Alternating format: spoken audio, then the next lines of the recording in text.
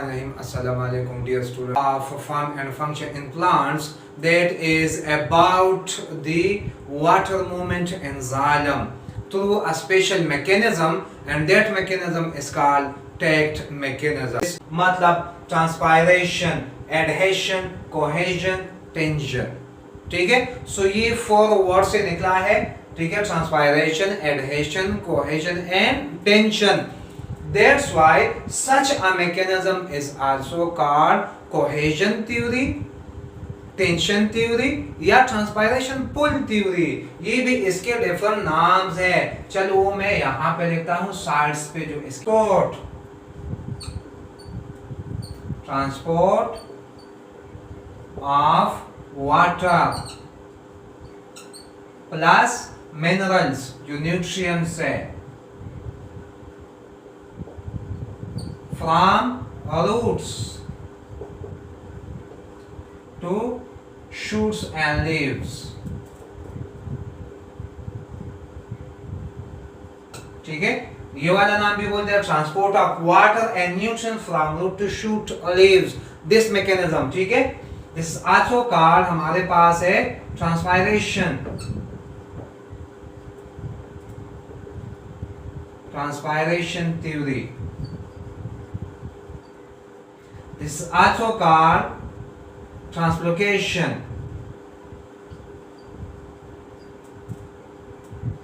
of xylem, essence.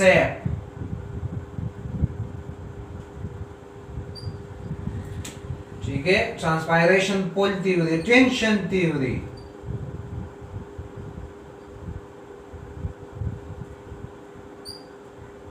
Cohesion theory.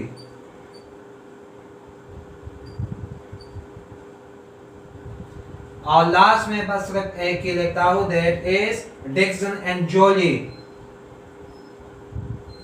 Dixon and Joly theory. ठीक है, ये डिफरेंट मैकेनिज्म, ये डिफरेंट नाम इस वजह से लिख दिए कि डिफरेंट बॉक्स में डिफरेंट नाम्स दिए हैं. अगर अब्रॉड पाकिस्तान है तो डिफरेंट नाम्स वो भी लिख दिए. विद इन पाकिस्तान भी डिफरेंट नामों से है. यहाँ केपी वाले बुक में इन्होंने water movement in xylem through TACT mechanism ये टॉपिक का नाम दिया है. लेकिन दूसरे बुक्स में transport of water plus nutrient from roots to stem and leaves, this is another topic. या ट्रांसपायरेशन थ्योरी जो ट्रांसपायरेशन मैकेनिज्म में इन्वॉल्व है. ट्रांसलोकेशन ऑफ xylem जो xylem में ट्रांसपोर्ट मैकेनिज्म है. एंड टेंशन थ्योरी जो टेंशन वाली की वजह से होगी. कोहेजन थ्योरी सेपरेट नाम भी बोलते हैं.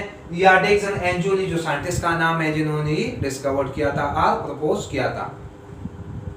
पहले हम ये वाले वो तो डिफरेंट नाम्स हो गए. अब आते हैं इसी पे.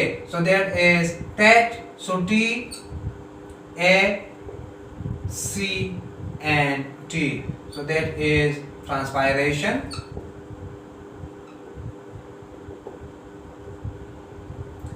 एडहेशन,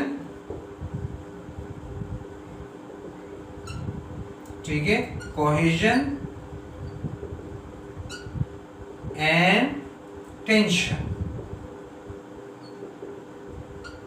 सो ट्रांसपायरेशन, एडहेशन, कोहेजन. तो ये नाम मैंने यहां पे लिखी भी है, टेंशन थ्योरी, कोहेजन थ्योरी. ठीक है, सबसे पहले इसको actually capillary action theory, capillary theory भी बोलते हैं फॉर द प्लांट्स. जो xylem मूवमेंट है, this is also called capillary theory, क्योंकि जो एक्शन है वो कैपिलरी एक्शन ही है. कैपिलरी यहाँ पे हमारे पास क्या है, that is the xylem. xylem एक कैपिलरी ट्यूब लाइक लुक देता है, that's why it's called capillary theory. अच्छा, ये तो आपको पता है transpiration that is the loss of water है. ठीक है, loss of water from leaves और एरियल पार्ट्स, कोई भी हिस्से से हो सकते हैं, बट मेनली इट अगर from the leaves. That's why we mostly write that is loss of water from leaves. या in broad spectrum the definition will be that is the loss of water from aerial parts of the plant body, that is called transpiration. चूंकि stem से भी हो सकती है, ठीक है, लेकिन मेनली पार्ट्स कौन से, लीव्स है, that's why in mostly we write that is from leaves. Adhesion है मतलब attachment, मतलब attachment. So हमारे पास है heteromolecular force या heteromolecular bond.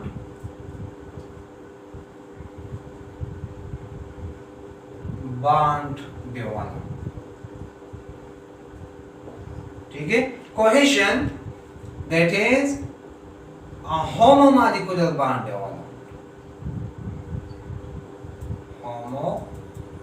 Homomolecular bond develop.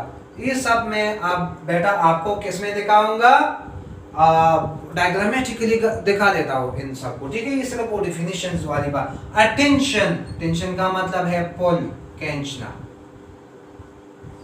ठीक है, टू पुल. अब आपने केमिस्ट्री वाले में तो बस जस्टली सिंपली या क्या है, adhesion, that is the force of attraction. The force of attraction मतलब bond, the force of attraction which develop between the molecule and the container. ये पढ़ा है. फॉर एग्जाम्पल मैं यहाँ पे पानी डाल दूँ इस पे, ठीक है. सो वाटर जो मॉलिक्यूल है इसका इंटरेक्शन इसी सरफेस के साथ हो जाएगा, मतलब इस पाम के साथ हो जाएगा, या किसी और सरफेस पे पानी डाल दो, इसी पे पानी डाल दो. सो हमारे पास वाटर वाले मॉलिक्यूल और इसी कंटेनर वाले सरफेस वाले मॉलिक्यूल, ये दो अलग अलग मॉलिक्यूल है. इस वजह से मैंने लिखा है हेटेरोमॉलिक्यूलर बॉन्ड डेवलप, मतलब दो डिफरेंट मॉलिक्यूल के बीच में बॉन्ड डेवलप हो जाएगा. यहाँ पे कोहेशन होमोमॉलिक्यूल बॉन्ड डेवलप, और हमारे पास वेल नोन एग्जांपल है हाइड्रोजन बॉन्ड जो वाटर में डेवलप होगा, ठीक है, बिटवीन द वाटर मॉलिक्यूल. तो यहाँ पे मेनली क्या क्या चीजें इन्वॉल्व है, ये 4 चीजें इन्वॉल्व है. लॉस ऑफ वाटर है, एडहेशन है, कोहेशन है, और टेंशन है, that is the pulling, that is the upward pulling, जो ऊपर इसको खींचेगा from downward toward the upsides, ठीक है. ये कैसे करता है, ये तो आपको ये 4 इसकी डिफिनेशन बता दी. मैं यहाँ पे अब आपको जाइलम डायग्राम के थ्रू समझाऊंगा कि कैसे हो. स्टेम, ठीक है, और स्टेम के अंदर यहाँ पे क्या है, जाइलम है बेटा. क्या चीज है, जाइलम है. तो मैंने यहाँ पे शो किया है, दिस इज जाइलम, ठीक है, और वाटर आ रहा है इसी बेस से. Now this is roots. कौन सा रीजन है ये नीचे वाला, दिस इज द रूट्स. इस वजह से मैंने लिखा भी है transport of water and minerals from roots to the shoots, that is the stem and then towards the leaves, ठीक है. तो ये हमारे पास ये रीजन हुआ कि नीचे वाला हमारे पास क्या है, ये रूट जोन है. मैं यहाँ पे इसको थोड़ा सा कम कर देता हूँ कि यहाँ पे ये लीफ रीजन भी शो करवा ली, ठीक है. अब आसान सी बात है, यहाँ पे मैं शो करता हूँ that is the water molecule,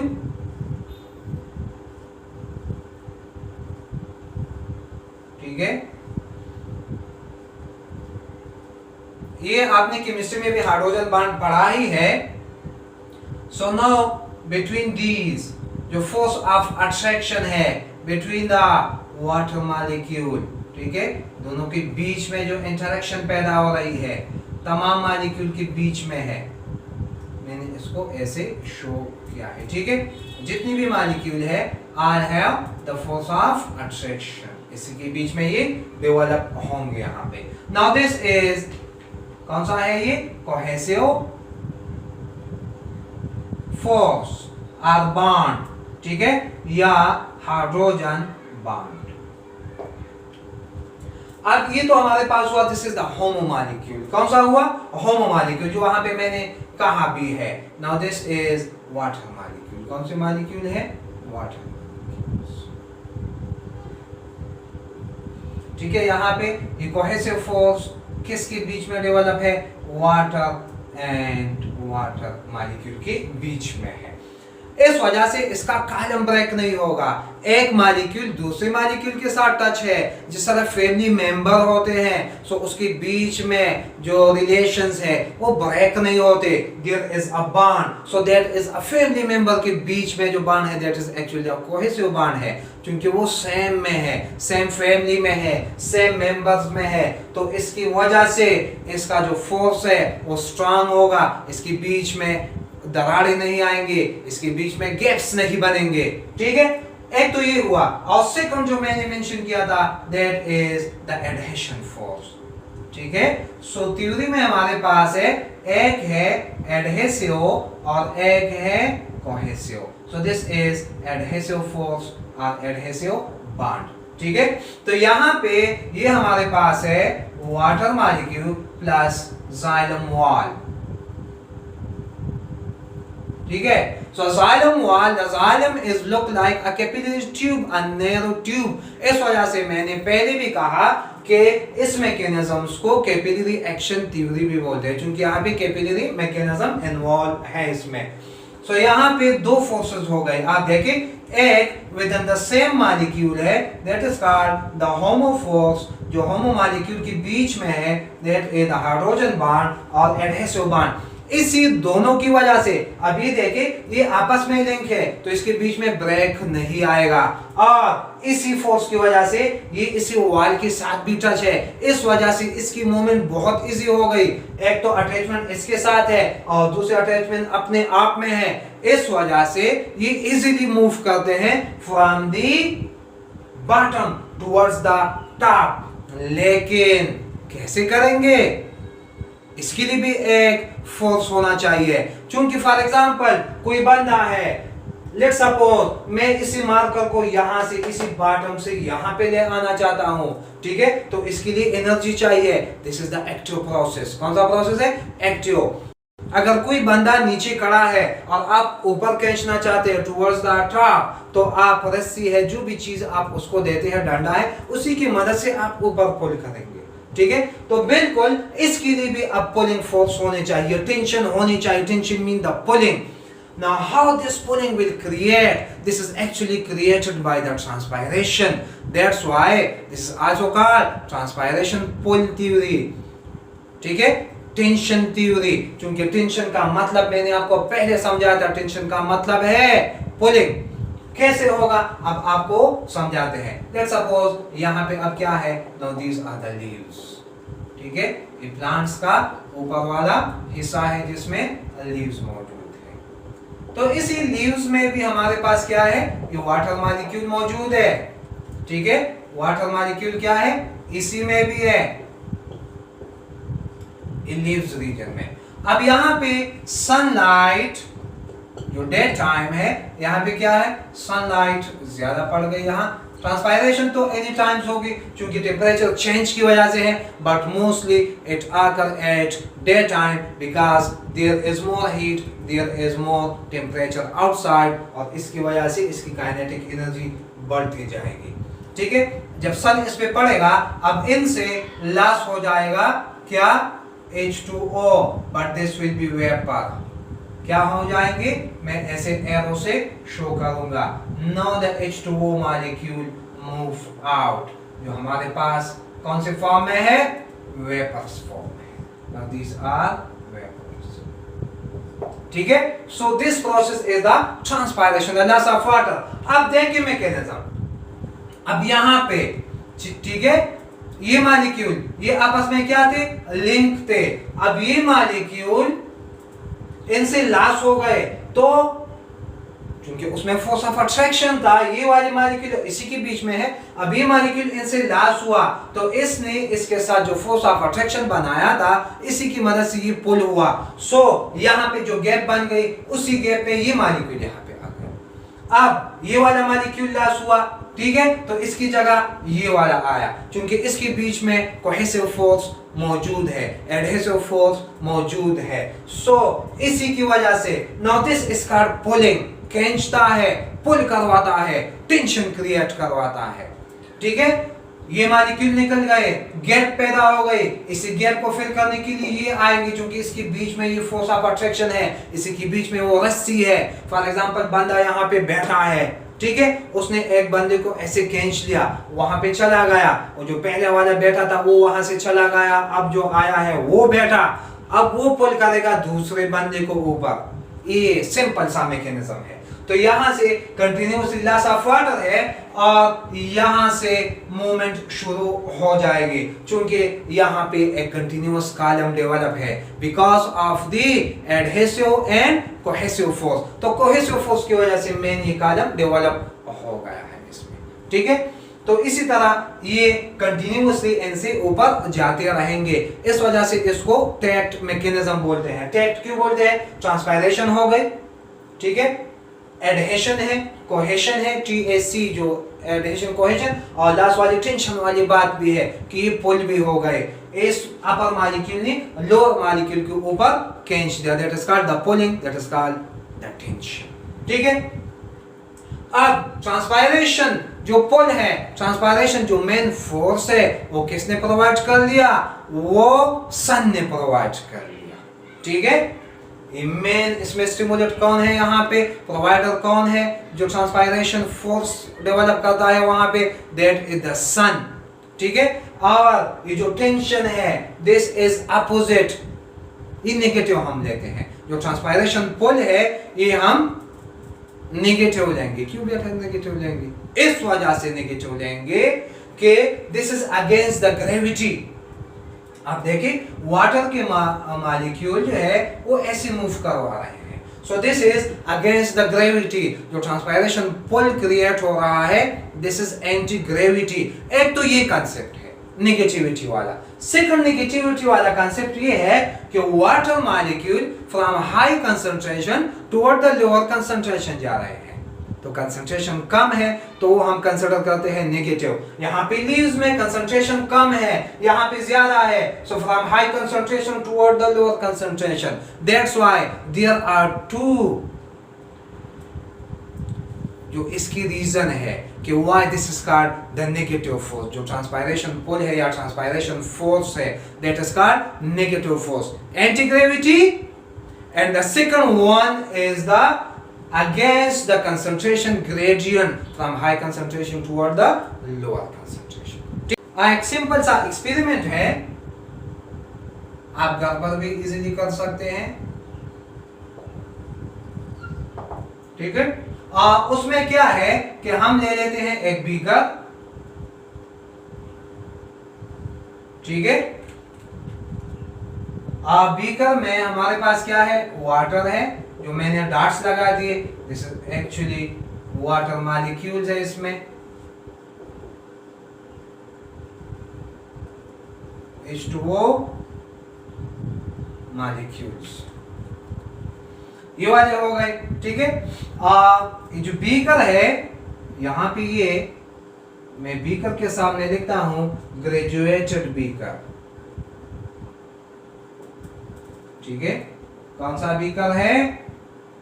graduated beaker. For example 0 से स्टार्ट है, लेट्स सपोज ये हमारे पास है 100 ml,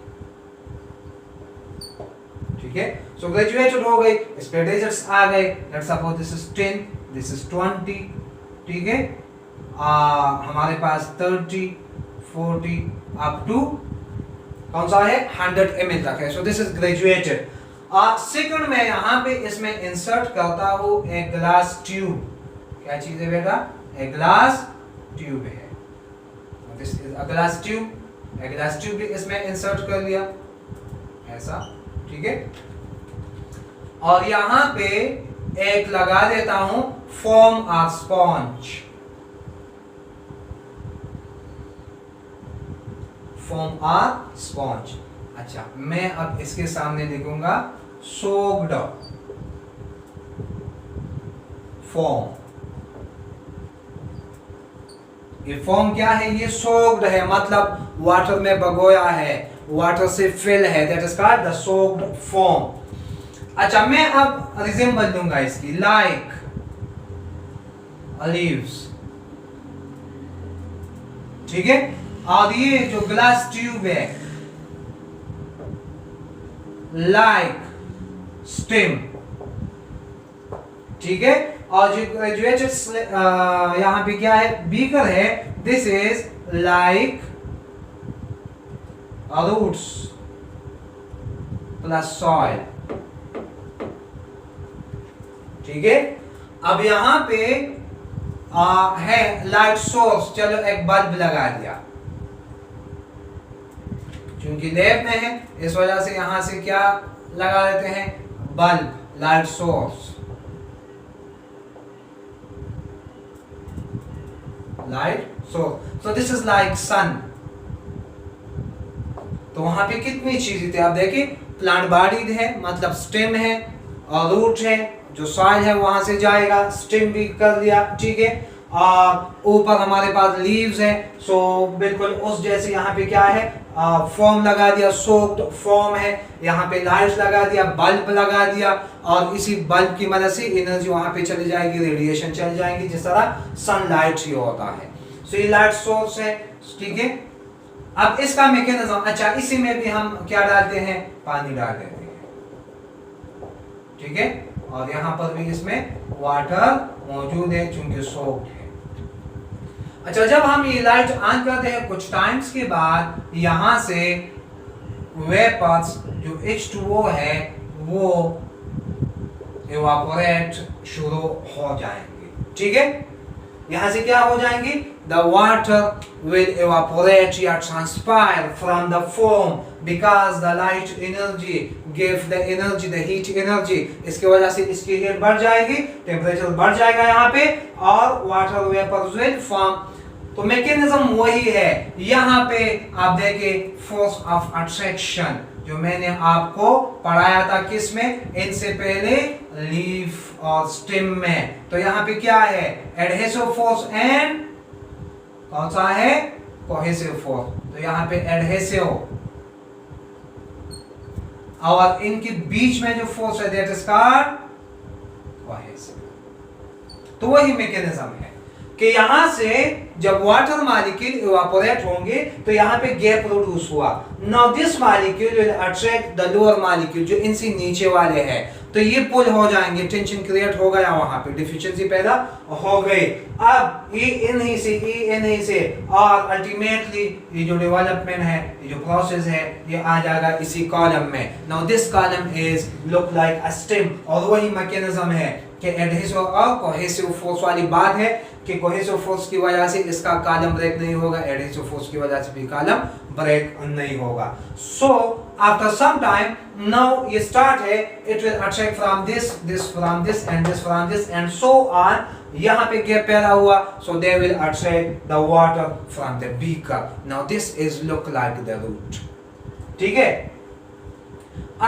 अब कुछ टाइम्स के बाद, घंटा, 2 घंटे, 3 घंटे के बाद आप देखेंगे कि यहाँ पे ये ग्रेजुएटेड क्यों लिया था बेटा, ग्रेजुएटेड इस वजह से लिया है कि आपको पता लग जाए कि बीकर में पानी कम हुआ है या नहीं हुआ है। आपने 100 पे लगाया था, आफ्टर 1 or 2 or 3 आवर्स आप देखेंगे कि यहाँ पे 90 ml है, 95 ml है, 92 ml है, एक लेवल होगा यहाँ पे, मतलब कम लेवल, क्योंकि 100 पे आपने लिया था, अब 100 से कम है। So it indicate that the water move from here toward the stem, from stem towards the leaf। तो उसकी रिजेंबल ये है, from beaker toward the glass tube, ठीक है, from glass tube toward the foam and from foam toward the atmosphere जो बाहर environment में चलेगा। So this is a simple experiment you can also done and hopefully it will be very useful for your understanding। ठीक है बेटा, ये बहुत आसान बना दिया आपके लिए, इंपॉर्टेंट है, आप याद रख ले, ठीक है। This is the translocation, this is the translocation and xylem, this is the take mechanism. इंशाल्लाह we will next discuss the fluid mechanism. Thank you.